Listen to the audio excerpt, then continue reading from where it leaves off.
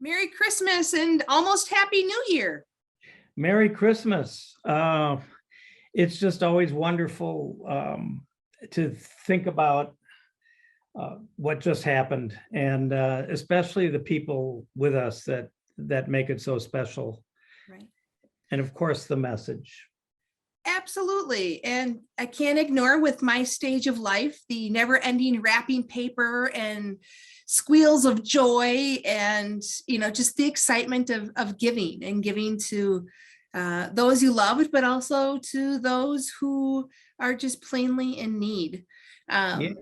One of the reflections I've been thinking about lately is a poem by Howard Thurman. It's titled The Work of Christmas.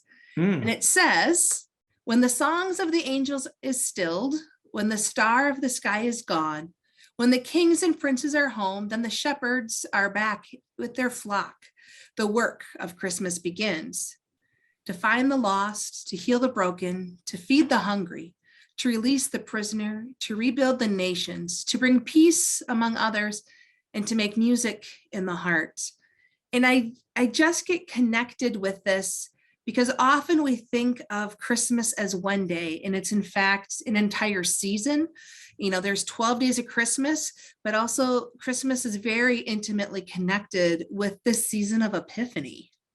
Oh, absolutely. And in fact, for some cultures, that's their Christmas. Right. The Advent and then the Epiphany light. Right. But we have these 12 days of Christmas to remember really that incarnation means God embraces this world and everything in it all the time, every day.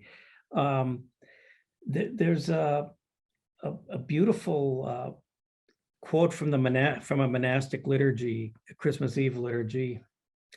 Today you shall know that the Lord will come, and in the morning you shall see God's glory. And God, of course, is glorified in the work of Christmas.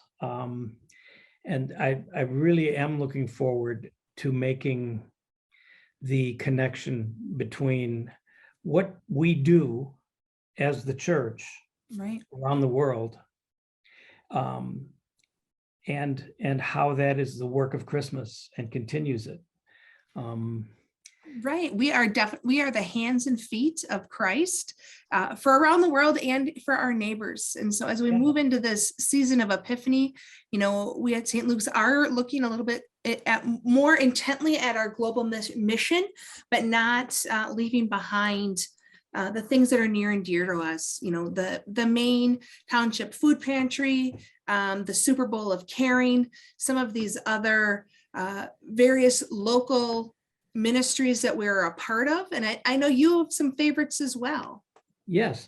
Well, I should tell you that the first piece of mail I got here addressed to me was from the Maine Township Food Pantry, thanking us for our great partnership. So yes, it's around the corner and around the world. ELCA World Hunger is another wonderful way, domestic and global. You and I are in Kentucky through Lutheran Disaster Response as people begin to rebuild their lives after that horrible tornado. Tornadoes, yeah. Wouldn't quit. So there are many, many ways to do that. It's also interesting, Sally, that when you look at the Lutheran Church around the world, but especially in the developing world, Lutherans are known for identifying and being with the most vulnerable, the least, the last. In fact, in India, a whole theology has developed, an Indian version of liberation theology around, it's called Dalit theology. Okay. The Dalits are the untouchables. And sometimes it's the church, which is the only place which reaches out to them in that society. So yes, I think the work of Christmas leading into the light of Epiphany as a light to the nations is going to be a wonderful journey that we're going to take together.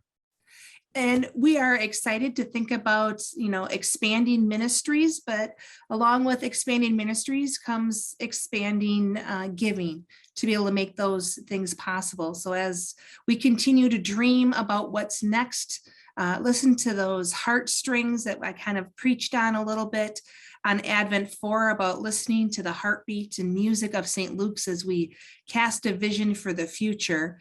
But we can't do that without your resources and your gifts and your talents. So if you are thinking of making a year-end gift, we hope that you would consider doing so. For those to be a part of the 2021 taxes, they do need to be in hand or postmarked by December the 31st.